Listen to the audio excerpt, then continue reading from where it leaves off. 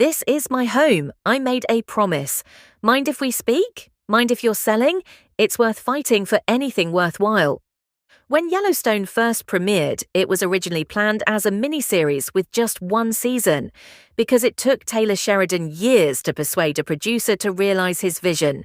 Even producing a single season felt like a miracle. However, the show completely reshaped television when it premiered.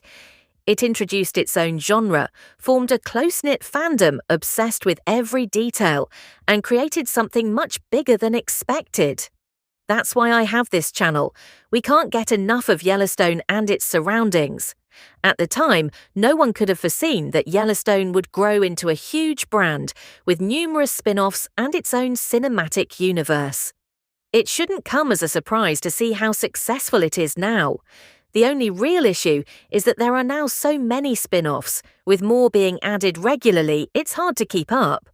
Don't worry, this video is your simple and clear guide to watching all the Yellowstone series in the correct order so you won't feel lost anymore. Let's dive in. Technically, there are two ways to watch the Yellowstone universe: in the order of releases or in the order of the stories. In release order, you start with Yellowstone, then move on to 1883 and then 1923. But to be honest, watching it chronologically, starting with the earliest point in the Dutton family's story, feels far more authentic and emotional. Even though Yellowstone is the original that got us hooked, the prequels add more depth to it. As a result, I would personally recommend starting with the first prequel, 1883, which tells the Duttons' backstory. We see them move from Tennessee to Montana and experience all the hardship and sacrifice it took to claim their land.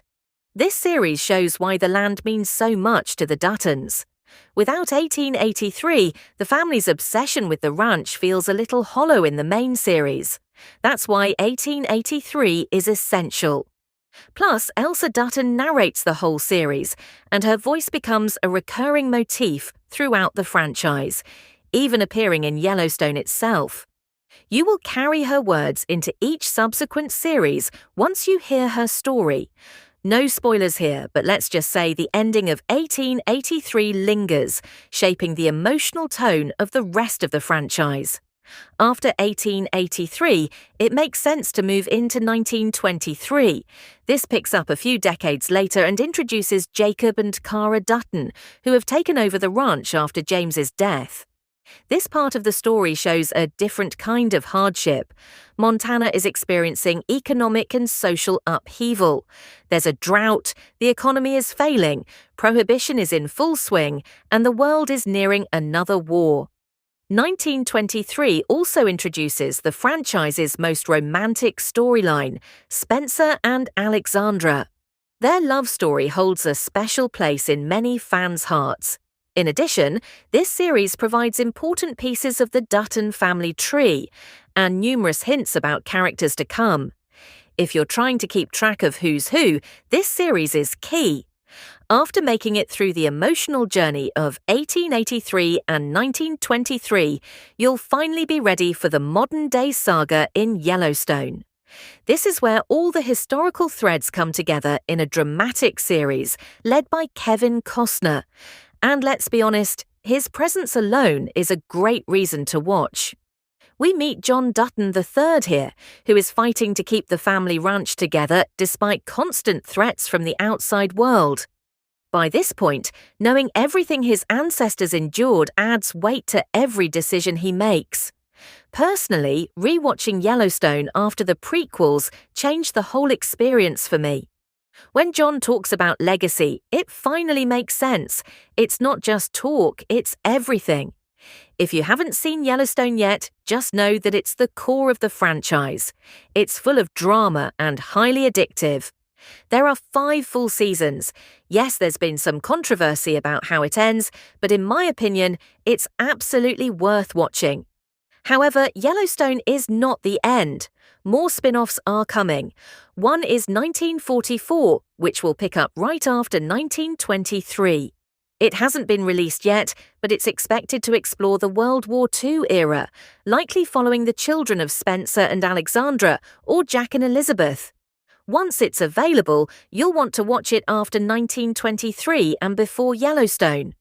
Additionally, there are sequel series that serve as unofficial sequels to Yellowstone. One will concentrate on Rip and Beth. Originally meant to be part of Yellowstone, it's now getting its own show. I'm looking forward to seeing Beth and Rip lead their own story because they have always served as the main series' emotional anchors. This series should be watched after Yellowstone. Additionally, there are sequel series that serve as unofficial sequels to Yellowstone. One will concentrate on Rip and Beth. Originally meant to be part of Yellowstone, it's now getting its own show. I'm looking forward to seeing Beth and Rip lead their own story because they have always served as the main series' emotional anchors. This series should be watched after Yellowstone. Case, one of the few characters still based in Montana, will be the focus of another sequel. As the father of the next Dutton generation, his story will shape the future of the family. It makes sense to watch this alongside the Beth and Rip spin-off. Other spin-offs can be watched any time after Yellowstone. One is The Madison, which hasn't been officially tied to the Duttons yet, but is part of the Yellowstone universe. It follows a New York family that relocates to Montana's Madison River Valley after a tragedy. It's expected to bring new energy to the franchise and will likely expand the Dutton family tree further, possibly linking to a key character from 1923. And of course, there's Four Sixes, set on the Four Sixes Ranch in Texas. During Jimmy's storyline, this location already made an appearance in Yellowstone and is now getting its own show.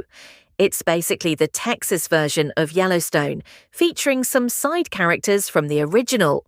It's expected to focus more on the daily struggles of cowboys and will serve as a companion series rather than a direct continuation. Now, if you're wondering where to stream all this, here's the breakdown. Yellowstone isn't available on Paramount Plus in the US. It's on Peacock, where all 5 seasons can be found. 1883 and 1923, along with upcoming spin-offs like 1944, The Madison, Four Sixes, and the Beth and Rip series will all be available on Paramount Plus. CBS will, however, broadcast the Case series. If you live outside of the United States, the majority of countries that have access to Paramount Plus will have everything in one location, which, in all honesty, makes things a lot simpler.